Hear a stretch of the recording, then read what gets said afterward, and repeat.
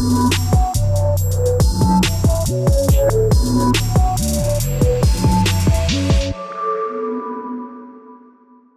de los temas que más me apasionan y que siempre he querido profundizar e indagar, pues es el tema del liderazgo. Es el tema central, diría yo, desde mi perspectiva, es el tema central en las organizaciones.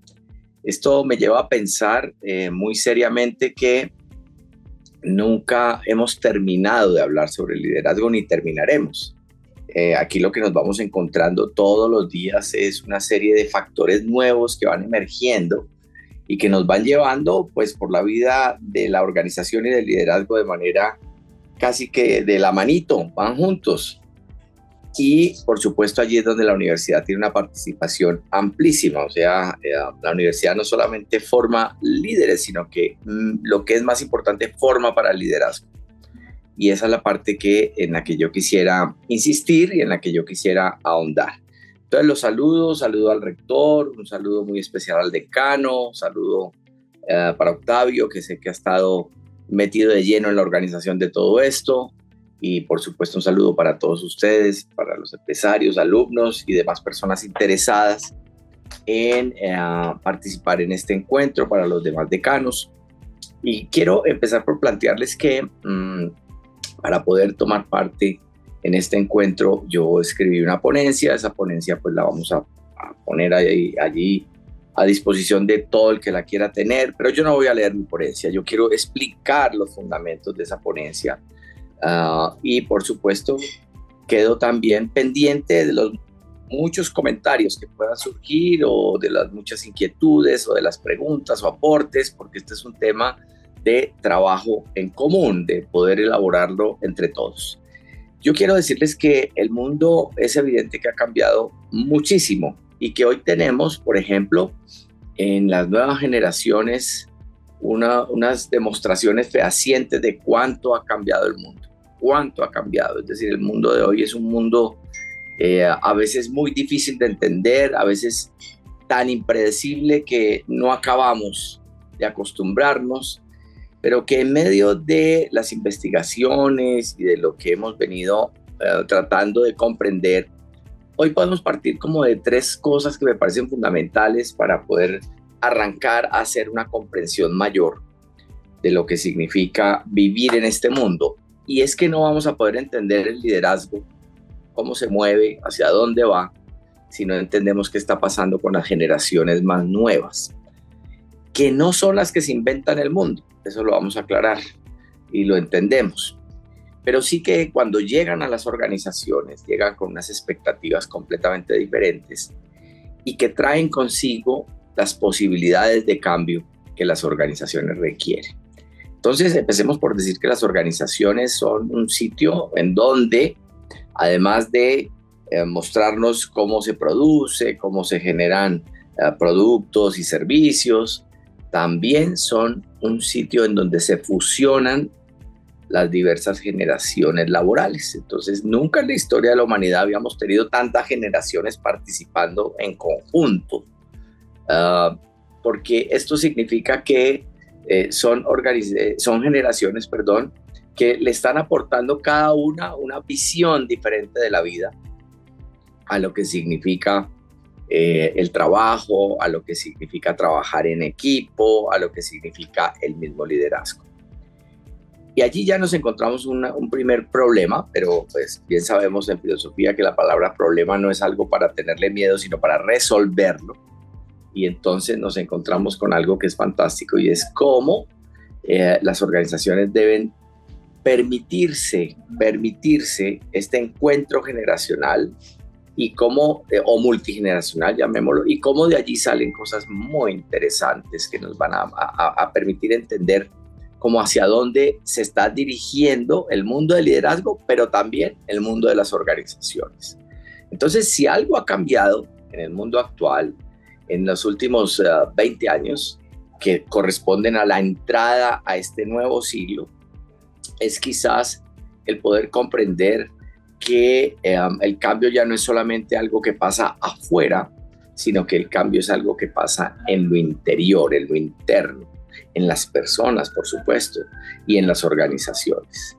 Y eso entonces nos lleva a pensar que hay una escala muy interesante en donde nos encontramos que las organizaciones tienen que empezar a entender que las nuevas generaciones, sobre todo a partir de la famosa generación de los millennials, llegan con una comprensión diferentísima de lo que es trabajar. Un primer aspecto que me encanta tener en cuenta aquí es que para un millennial y a partir del millennial, las siguientes 2 o 3 generaciones presentes, factores esenciales como la obediencia ya no son lo mismo, ya no son iguales. En el mundo anterior, quizás en el mundo en el que nosotros crecimos y en donde empezamos a laborar las organizaciones y en fin, el factor obediencia era muy importante. Había alguien que mandaba, alguien que obedecía, había un superior, había un inferior, había unas directrices que se seguían. En el mundo actual esto ya no es tan claro ni tan corriente.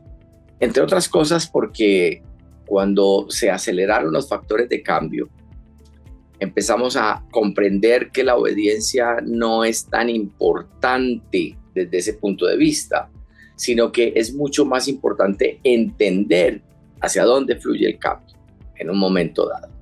¿Qué ocurre con las dimensiones del conocimiento, por ejemplo? Entonces, ustedes que son una universidad y todos los que son y pertenecen a la universidad entenderán que generar conocimiento es algo, primero, que no acaba, y segundo, que nos encontramos con un elemento que es tan difícil de poderlo tener con nosotros, poseerlo, ¿cierto? Dominarlo, porque cuando ya lo captamos, el cambio ya ha cambiado. Pues lo mismo ocurrió en el mundo de las organizaciones, en el mundo de los mercados, en el mundo productivo, es decir, el conocimiento, que es un factor esencial del entendimiento del entorno laboral hoy en día, de lo que hacen las organizaciones.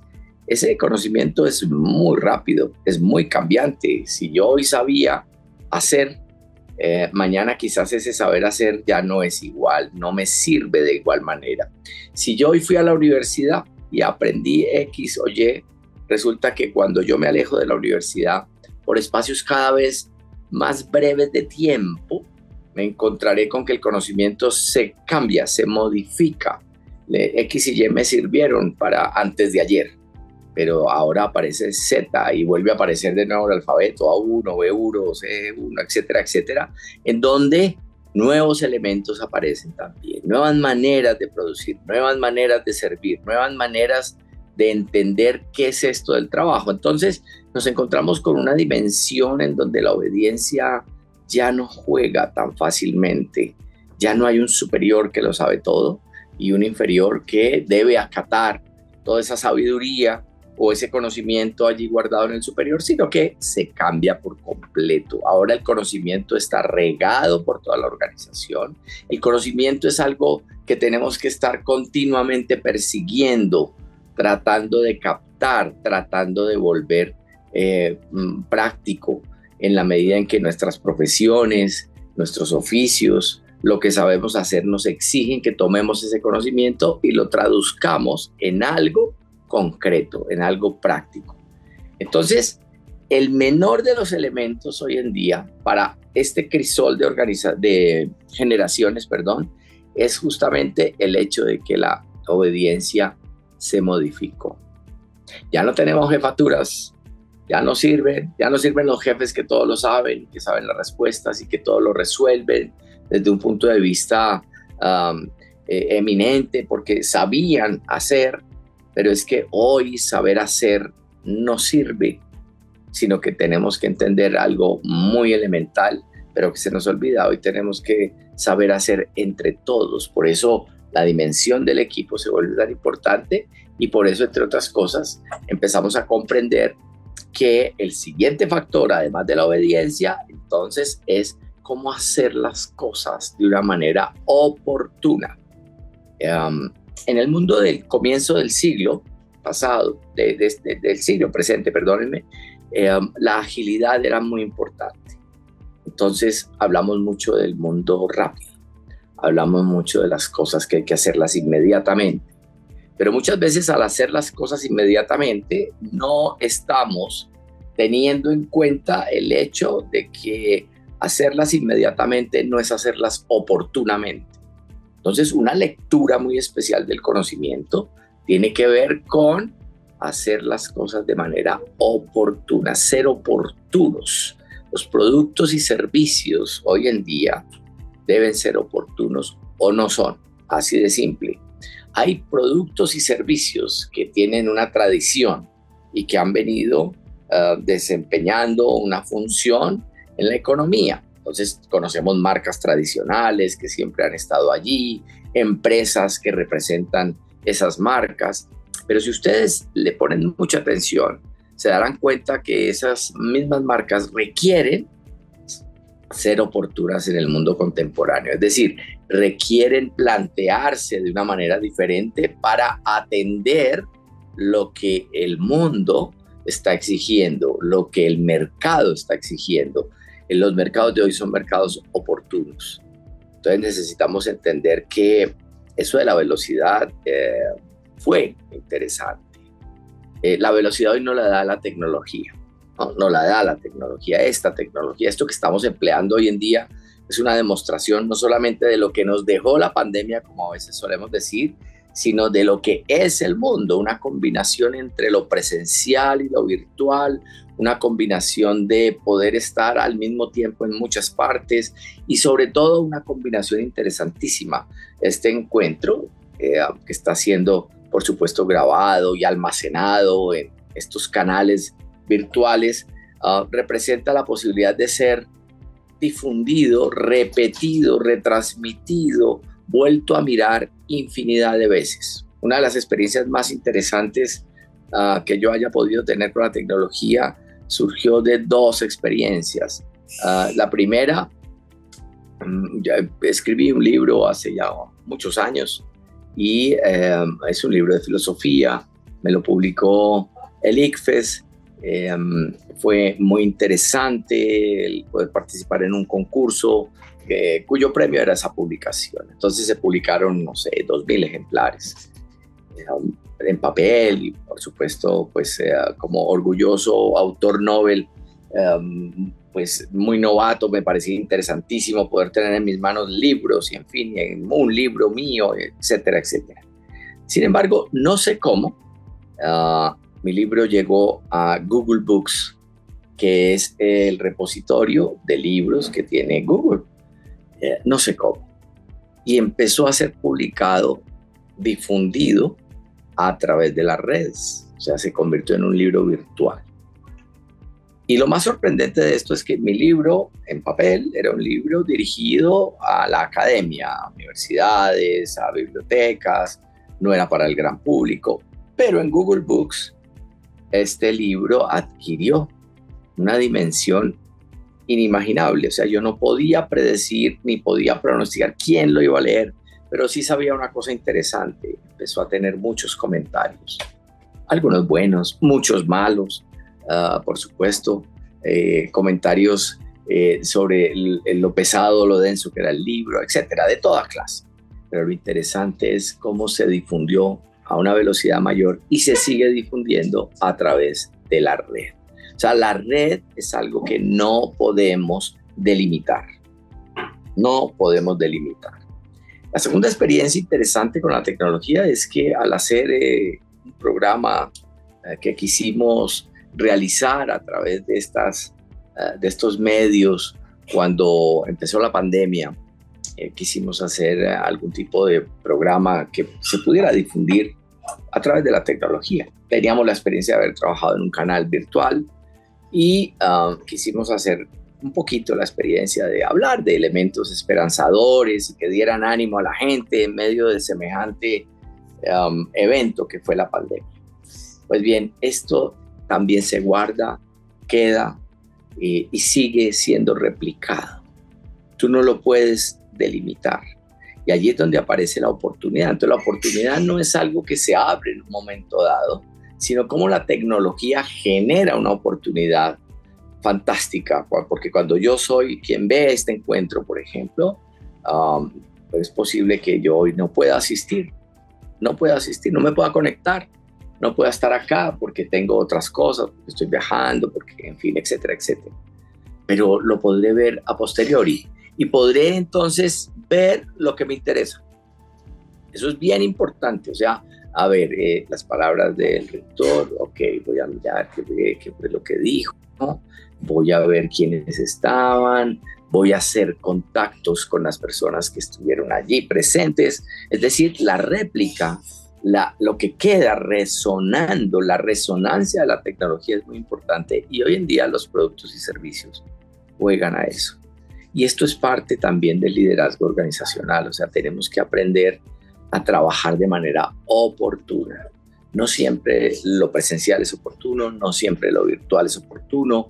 La mezcla, pues creemos que abarca por lo menos las dos posibilidades, pero esa oportunidad es fantástica y tenemos que jugárnosla por allí de una manera bastante evidente para que podamos entender que justamente la oportunidad más el hecho de que ya no hay obediencia, porque todos somos cazadores, seguidores del conocimiento, nos llevan a la tercera dimensión fantástica de lo que hoy entendemos como algo que debe ser tenido en las organizaciones, y esto se refiere a la experiencia. Es decir, lo experimental, lo experiencial se vuelve fundamental en las organizaciones. Parte del liderazgo tiene que ver es con lo experiencial. Yo soy un firme convencido, cual lo dice un famoso libro de consulta sobre el liderazgo, y es que el liderazgo es un arte. O sea, el liderazgo no es una técnica. El liderazgo tiene que ver con un saber hacer y un saber cuándo no hacer. El liderazgo tiene que ver con la vida real, con estar allí, presentes en lo que en cada momento es exigencia pura. Y esa experiencia, ese hecho de ser tan experimental, tan de la experiencia hacia el liderazgo, algo que es más bien universal. O sea, cualquier persona con la experiencia adecuada, con la experimentación indicada, puede ejercer un liderazgo. El liderazgo entonces ya no es estático, no tiene que ver con cargos, no tiene que ver con que te nombren líder, que es una cosa que suena un poquito absurda, sino que tiene que ver con el hecho de que admitas en esta vida cómo tú manejas lo experiencial. Tienes la experiencia para esto, podrás reconocer, además de la oportunidad y del hecho de tener el conocimiento, el poder ejercer esa experimentación en un momento dado, ¿no? Miren ustedes, hoy aquí tenemos al padre rector, ok. El padre rector es la persona que dirige la organización, que dirige la universidad, que vela por unas políticas, que está al tanto de los sucesos de la organización. Pero quien está liderando este encuentro, pues es nuestro amigo Octavio, quien tiene la experiencia, está viviendo la experimentación de lo que esto significa. No quiero que olviden esto, porque el eje, la experiencia, lo experiencial es un eje importantísimo que divide el liderazgo en un antes y en un después, y que le representa a una organización casi que la mayor parte de sus posibilidades. O sea, si yo cuento con personas que tienen la experiencia, tengo que permitirle a esas personas que hagan, tengo que lanzar a esas personas a hacer. Las generaciones más jóvenes son generaciones de experiencia, ya no son generaciones de acumular conocimiento para que en un momento dado ese conocimiento sea útil, sino son acumuladores de experiencia, ¿no? La generación millennial nos enseñó algo que seguimos pensándolo mucho, es interesante, y es cómo vivir la experiencia de los sentidos, lo sensorial, el viajar, por ejemplo. Entonces viajan, toman una foto a donde van, quizás no experimentan mucho el sitio a donde van, pero la sola experiencia de hacer el viaje es lo que ha determinado que para muchas personas este sea un ideal de vida. Eso mismo hay que tomarlo en el mundo del liderazgo para entenderlo como algo fundamental y que debemos destacar, porque es un eje que marca un cambio esencial. Si tú sabes, lo siguiente por lo que te debes preocupar es saber hacer. Si sabes, debes saber hacer. Si sabes, lánzate a hacer. O sea, experimenta con el conocimiento. No te quedes con un conocimiento guardado que ya no tiene ninguna utilidad. El conocimiento guardado no sirve. El conocimiento guardado queda justamente depositado en donde personas que quieren tener la experiencia o que tienen la experiencia lo van a usar y lo van a emplear. Y luego, un siguiente factor que me parece interesantísimo en el mundo de las organizaciones contemporáneas tiene que ver con la iniciativa.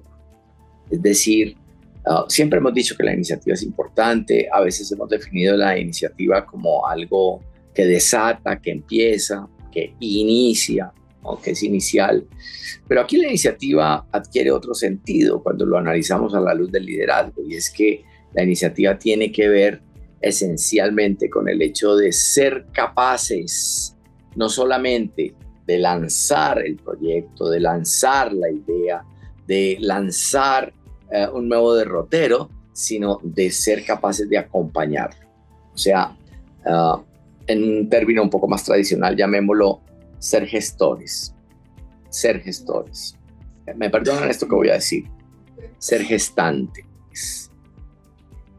Tiene que ver con el hecho de gestar la idea, albergarla hasta que esté grande, crecida, como un bebé humano, y darla a luz. Es decir, ser capaces de acompañar la idea y de estar allí al tanto de que esa idea ahora es una experiencia. Entonces, la iniciativa no es solamente tener la idea, ¿cierto? O iniciarla, sino de desarrollarla. Entonces, hoy entendemos la iniciativa como la posibilidad de desarrollo. La posibilidad de desarrollo. Y el liderazgo tiene mucho que ver con esto. El liderazgo es el desarrollo de un concepto, de una idea, el desarrollo de un proyecto, el desarrollo no solamente de algo que es genial, sino que necesitamos transformarlo en algo posible, en algo posible.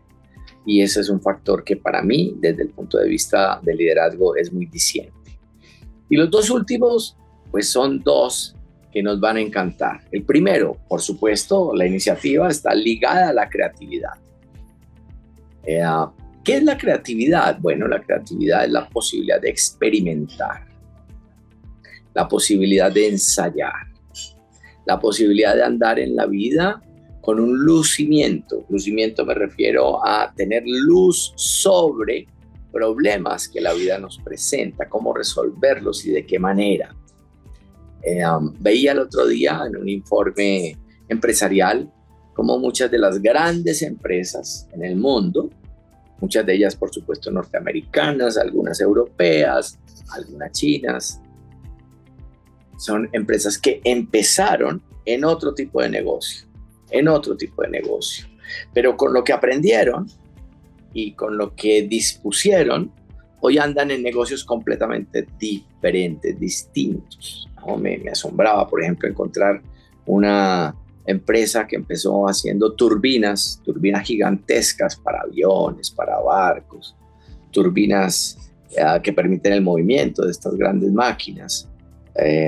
Se volvieron muy expertos en esto. Es una empresa, creo que es escandinava, y esas turbinas, pues piensen ustedes en el negocio de vender turbinas, es decir, es un negocio que se mueve muy poquito, cada venta toma muchos años de madurez, son muy pocos los clientes, es un negocio un poco pasivo.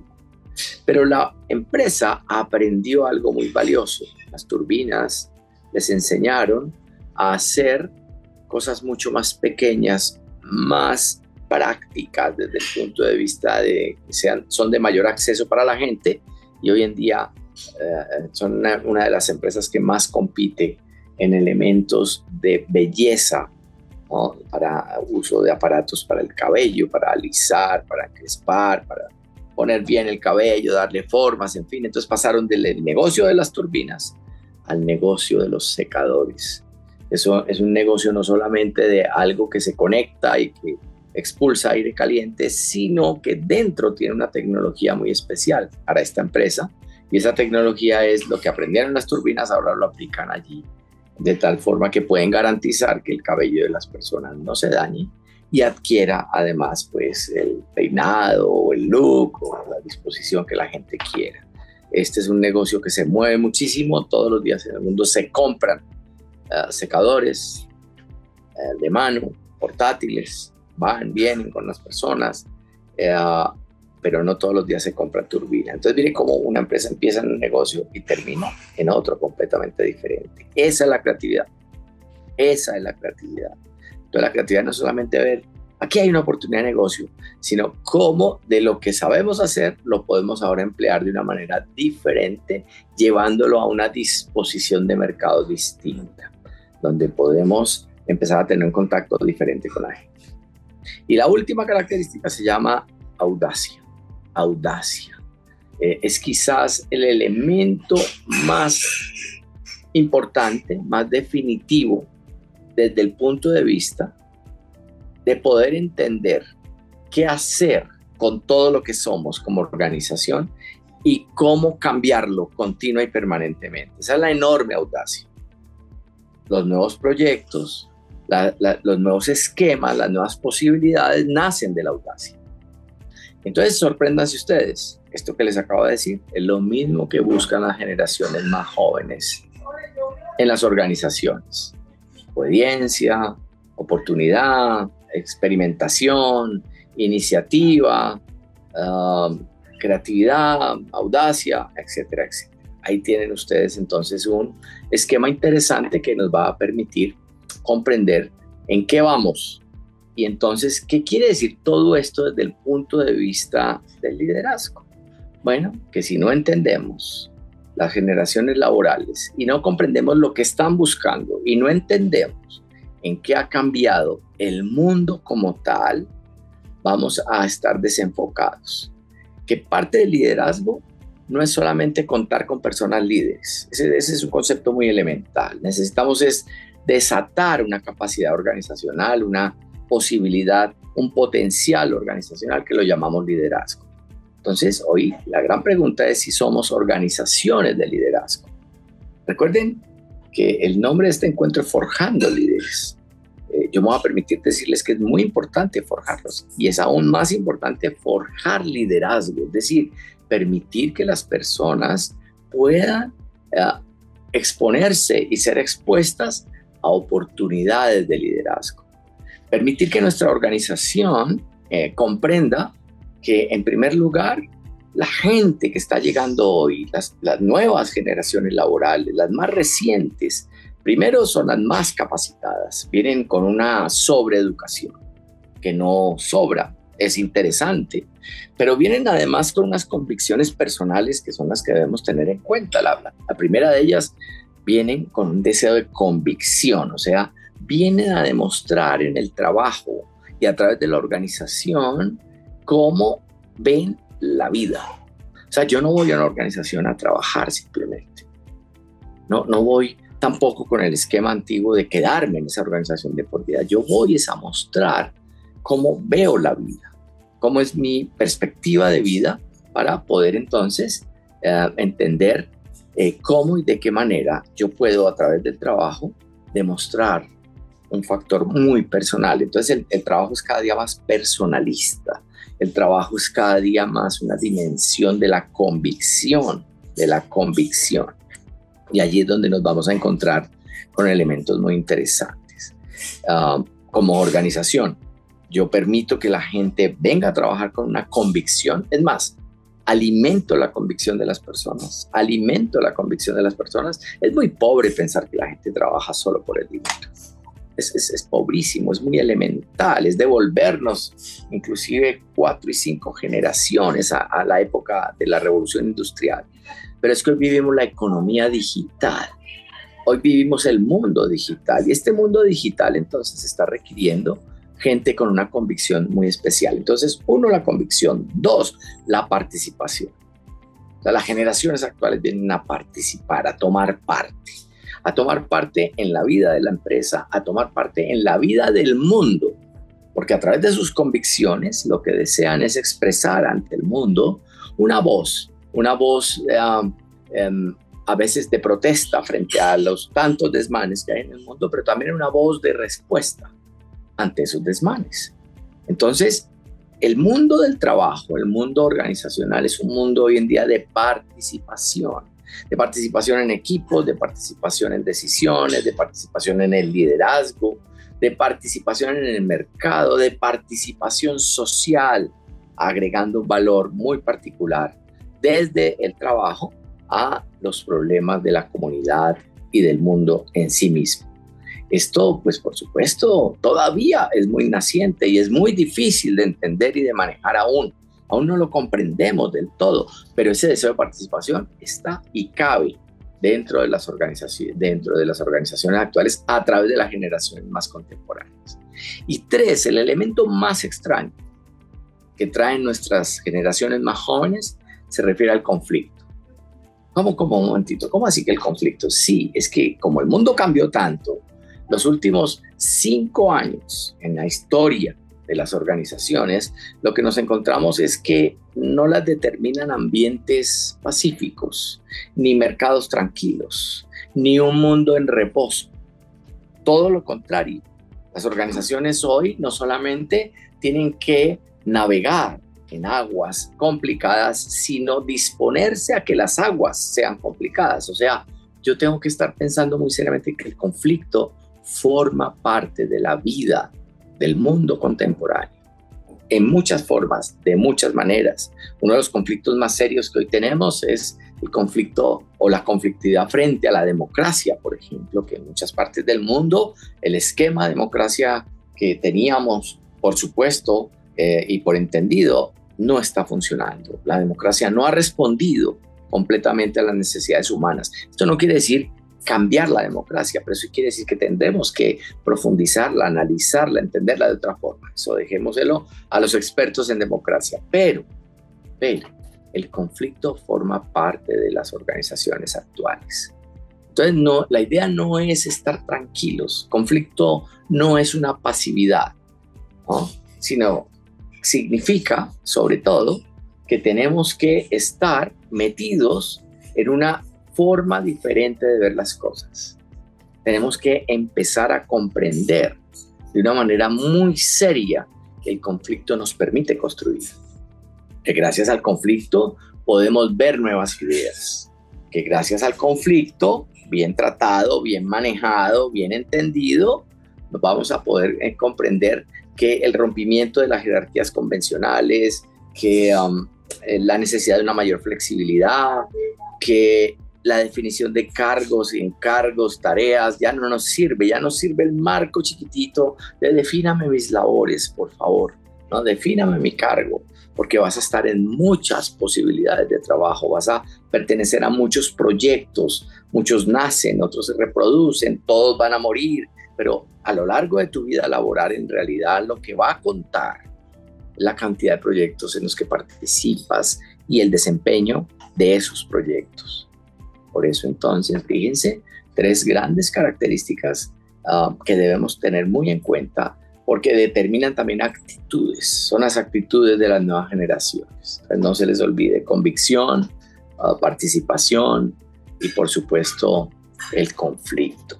Entonces se vuelve deseable aprender a manejar el conflicto, se vuelve deseable, interesante entender que el conflicto no es algo que queremos alejar de nuestra vida. Tampoco es que nos convirtamos en personas conflictivas, pero sí que entendamos que el conflicto forma parte del liderazgo. Cómo a través del conflicto podemos progresar, a través del conflicto podemos desarrollarnos, a través del conflicto podemos entender las nuevas ideas, la oposición de las personas a ciertas formas de cambio o a ciertas maneras de vida. Necesitamos ahondar mucho más en el conflicto porque, entre otras cosas, forma parte de lo que llamaríamos la teoría del caos, es decir, cómo a través del caos se puede ordenar la vida. Y el deseo de la vida no es llegar a una estabilidad, el deseo de la vida es lograr entender la dinámica propia de la vida. Entonces, ahí hay 3 elementos que son bastante interesantes y que constituyen quizás lo que quisiéramos hoy dejar en la cabeza y en el corazón de cada uno de ustedes. Esto aparece pues mucho más descrito en la ponencia. Me gustaría que si tienen tiempo y la pueden leer, puedan ojalá ahondarla, comentarla y por supuesto alimentar esta discusión, porque la idea no es simplemente decir que las cosas son así, sino cómo pueden ser las cosas. Estos elementos, ¿cierto?, implican también para la organización respuestas. Y entonces, si usted es empresario, trabajo mucho con hombres de negocios, hombres, mujeres de negocios. Yo no soy hombre de negocios, no los entiendo, pero entiendo a los hombres de negocios. Me gusta trabajar con las personas que están metidas en este mundo porque tienen un tipo de mentalidad muy especial. Implica entonces que usted tenga una serie de respuestas frente a lo que está pasando con las nuevas generaciones. Entonces, la primera respuesta necesarísima desde el punto de vista de la organización es que tenemos que salir a buscar la gente. O sea, una organización ya no espera que la gente llegue, porque lo que llega es el talento. Lo que buscamos es el talento, y ese talento es escaso. Es un bien muy escaso, es un bien que es tan costoso, es tan invaluable que necesitamos salir a buscarlo, discúlpenme, a atraerlo. Por eso nos tenemos que volver organizaciones atractivas. Por eso ustedes van a ver cada vez más eventos, formas,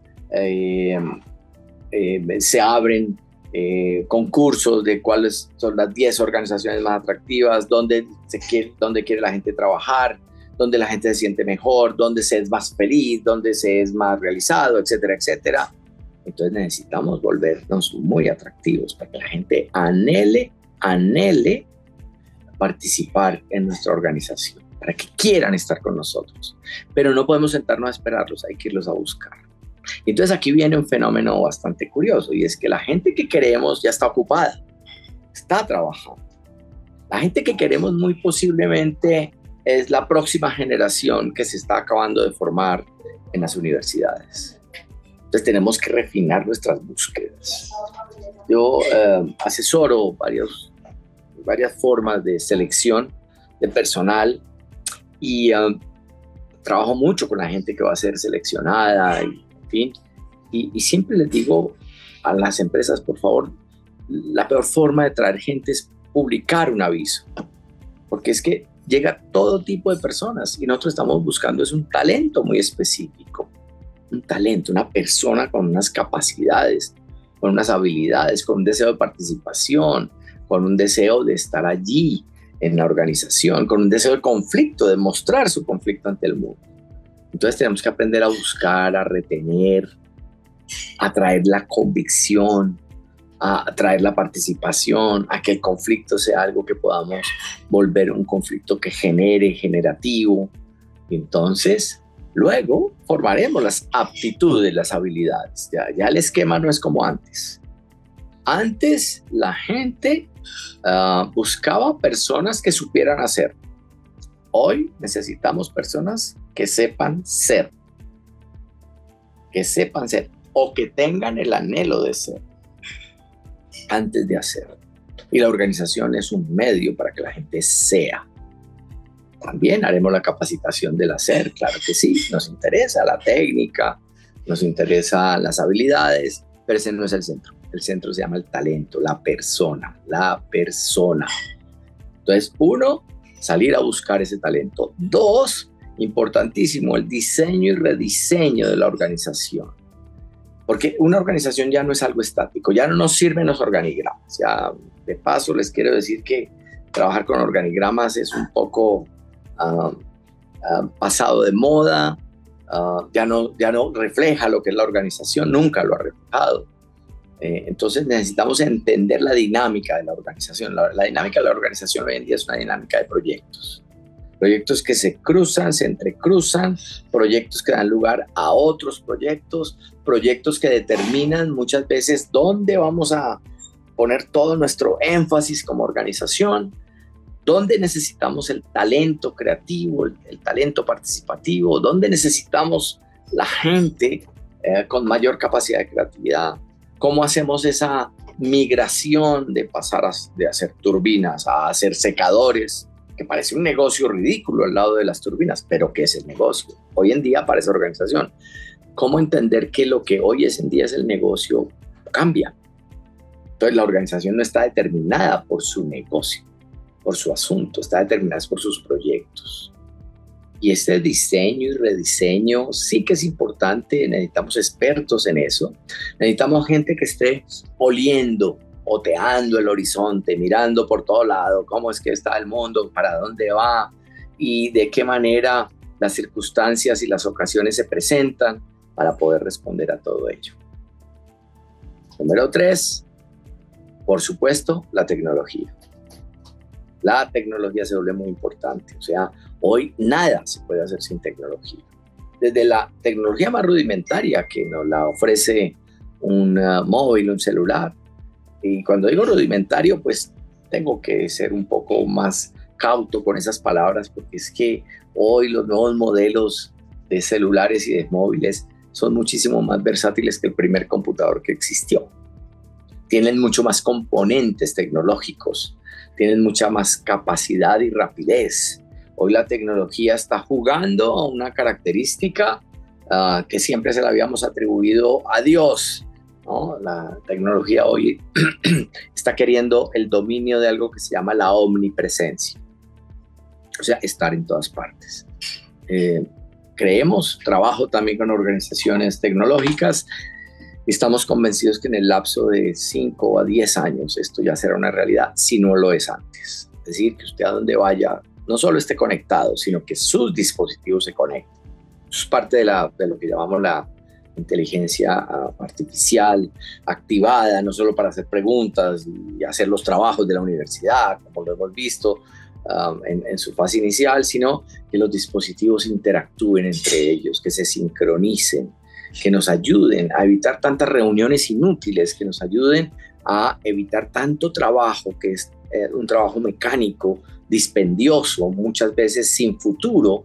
Necesitamos meternos en la tecnología, o sea, esto está ocurriendo, no va a ocurrir, está ocurriendo. Y es muy importante que tengamos también una actitud frente a ello. Entonces el uso, el apalancamiento de la tecnología, contamos con que las nuevas generaciones ya lo traen consigo. Son las generaciones más tecnológicas que hayamos podido ver en el planeta, salvo los hijos de estas generaciones, que lo serán aún más, ¿cierto? Pero que es muy interesante entender que esa capacidad cada vez es más presente, que la tecnología es algo que nos ayuda a trabajar, que nos ayuda a romper límites en la organización. Las organizaciones ya no tienen límites topográficos, o sea, no, es que esta es una organización solo de aquí, de esta región, ¿no? Por eso cuando hablamos de territorio solo estamos hablando de dónde empieza algo, porque la tecnología, cuando tú estás en el territorio, la tecnología te ayuda a igualar los campos con otros que andan en otras partes y entonces se hacen negocios, se toman asuntos en común, se trabaja en proyectos comunes porque la tecnología iguala condiciones, pero necesitamos hablar el lenguaje tecnológico. Requerimos entender la dimensión de la tecnología.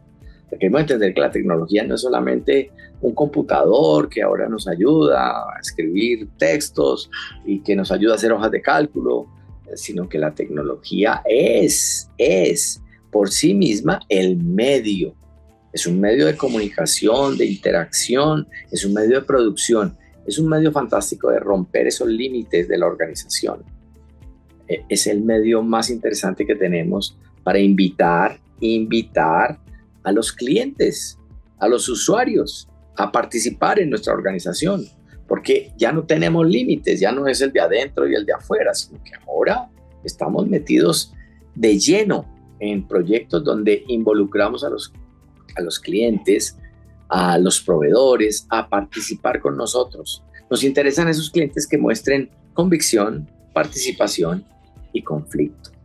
Esos clientes difíciles, los que tanto se quejan, los que tanto comentan, los que dicen y hablan, los que nos califican, ¿no? En el mundo hotelero, por ejemplo, las calificaciones, cuando usted está teniendo un hotel, una posada, un hostal, trabaja en el mundo hotelero y usted participa también de estar siendo evaluado por sus huéspedes.